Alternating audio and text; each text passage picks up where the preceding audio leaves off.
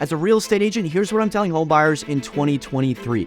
First off, don't buy the first house that comes on the market. Reason being is that some sellers have waited 3 months to list their property since last fall, and usually the first house that's anything decent is going to attract all the buyers that have been holding out waiting for a good property to come on the market. In some submarkets in my area in Northern Virginia, there hasn't been a decent house in over 3 months. Let the other home buyers bid that one up, and in my opinion, I think the better houses are going to come on the market soon, maybe in a couple weeks, maybe in early to mid-February. Now, if you have been looking for like 6 months and that first house is exactly what you're looking for, sure, go for it, buy it, overpay for it, right?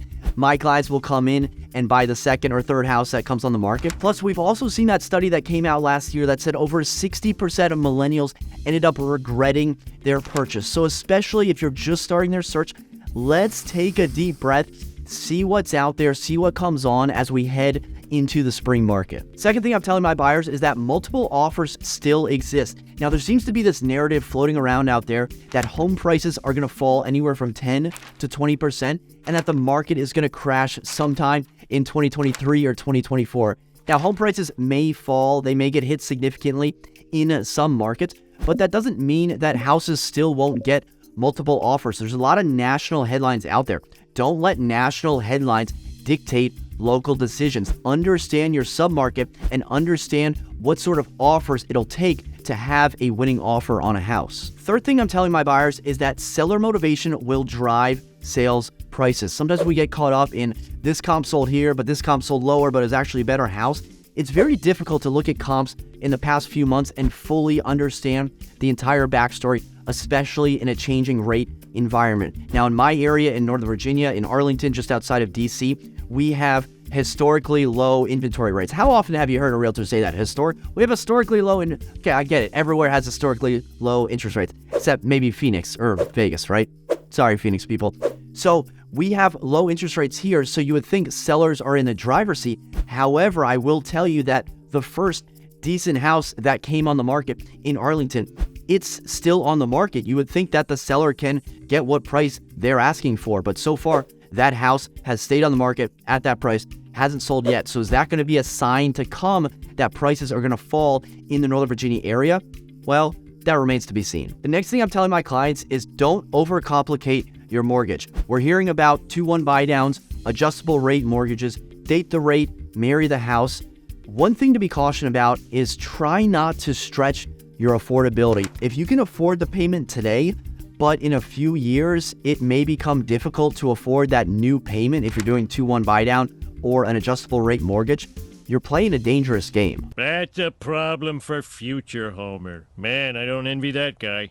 Whatever happened to buying a house when you could afford it? Financing a home shouldn't be complicated. If you have 20% down, congratulations, you can afford to buy a house. If you have 10% down, okay, that's still pretty good. If you have 3.5 to 5% down, okay, technically, yes, there are programs out there we can get you into a house. However, if you have 3.5% to 5% down, and then you need an ARM, or you need a 2-1 buy down, or you need some sort of seller closing cost assistance in order to buy the house, well, that's a bold strategy. It's a bold strategy, Cotton. Let's see if it pays off for them. My question is to you, if you have 3.5% to 5% down, you're looking to buy a house, you need that closing cost assistance.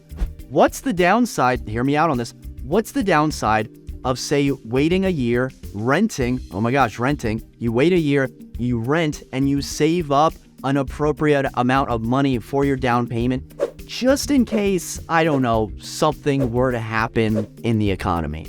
Not trying to make a scare tactic video, just saying buy a house when you can comfortably afford it, as compared to when your lender or when your real estate agent convinces you you can afford it. P.S. I didn't mention VA loans. If you have a VA loan, first of all, thank you for your service. Use your VA loan. This section was more for conventional loan borrowers who were looking to buy a house that they couldn't afford.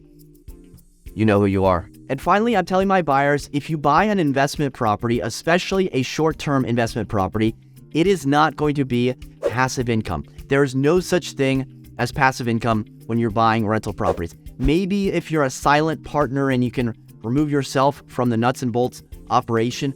But by and large, if you're buying a rental property, short term, medium term, even long term, it's going to be a lot more hands-on, a lot more headaches than you could have ever imagined. And another note is that some people, they're just not made out to be landlords. And I don't mean to make this a doom and gloom type of video, so let's look on the positive. We've seen in the past 2 to 3 years, many people have bought second homes, they've bought vacation homes, they've bought short-term rental homes, and honestly, maybe it hasn't worked out for them. Maybe something with regulations, maybe their estimates didn't add up, and now they are looking to sell. So I think we're going to see more inventory because of people selling these homes that they've purchased in the past 2 years. We'd love to know your thoughts. Let me know in the comment section below. Hit the thumbs up if you enjoyed this. Thank you so much for watching. Until next time, create a productive day. Take care.